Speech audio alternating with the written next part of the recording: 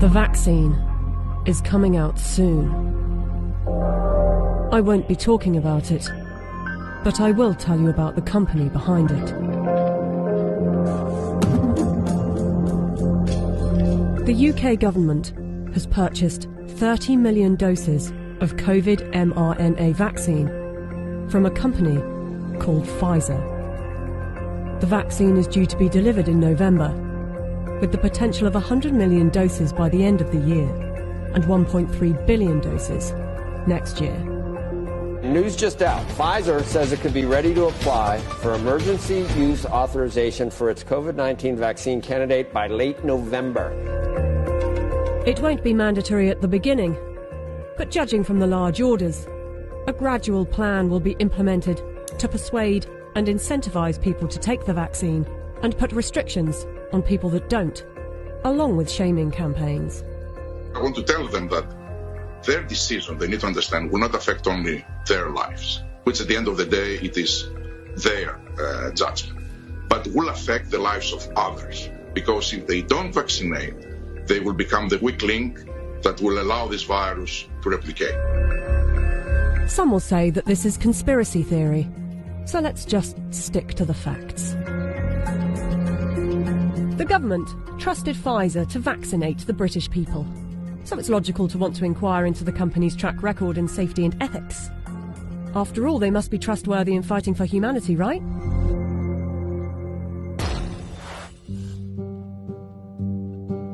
Pfizer made itself one of the largest pharmaceutical companies in the world by purchasing its competitors and through aggressive marketing tactics.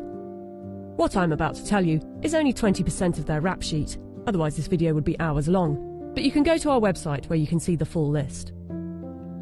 Pfizer received the biggest criminal fine in US history as part of a $2.3 billion settlement with federal prosecutors for mispromoting medicines and for paying kickbacks to compliant doctors.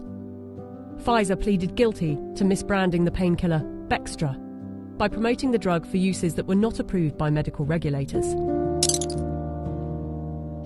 In the 90s, they were involved in defective heart valves that led to the deaths of more than 100 people.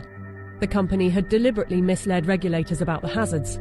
The company agreed to pay $10.75 million to settle Justice Department charges.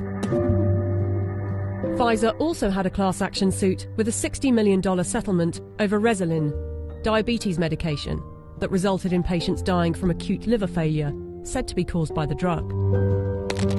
In the UK, they have been fined nearly £90 million by the UK's competition watchdog for unfair pricing to the NHS after hiking up the cost of an anti-epilepsy drug by 2,500%, charging the taxpayer an extra £48 million than the actual price, which is $2 million per year. Buying competitors and mis-selling drugs weren't the only factors in making them the giant of a company they are. Their special relations with doctors and medical professionals has also helped. In 2004, Pfizer's subsidiary agreed to pay $430 million to resolve criminal charges that it paid physicians to prescribe its epilepsy drug, Neurontin, to patients with ailments for which the medication was not approved. In 2010, a federal jury found that Pfizer committed racketeering fraud in its marketing of the drug.